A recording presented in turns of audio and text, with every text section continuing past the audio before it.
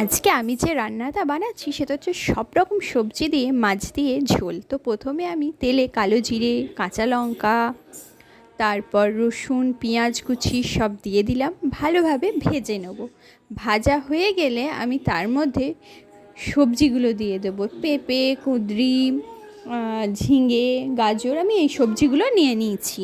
তোমরা মনে করলে আরও অন্য রকম সবজি নিতে পারো।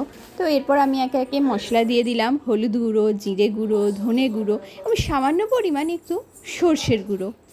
আমি এখানে হলুদ সর্ষের গুঁড়োটাই নিয়েছি, আর পরিমাণ মতো নুন দিয়ে দিলাম, আর অল্প একটু পরিমাণ মতো মিষ্টিও দিয়ে দিয়েছিলাম। তো এবার ভালোভাবে মশলার সাথে সবজিগুলোকে ভালোভাবে কষিয়ে নিয়েছি। আর হ্যাঁ, আদাও দিয়েছিলাম একটু, কিন্তু আদাটার সময় আমার নেওয়া হয়নি, ভিডিওটা করা হয়নি।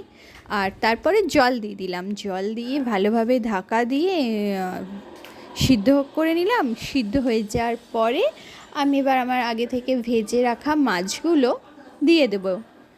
মাছগুলো দিয়ে দেওয়ার পরে আবার অল্প কিছু সময়ের জন্য ঢাকা দিয়ে হয়ে গেল আমার সব রকম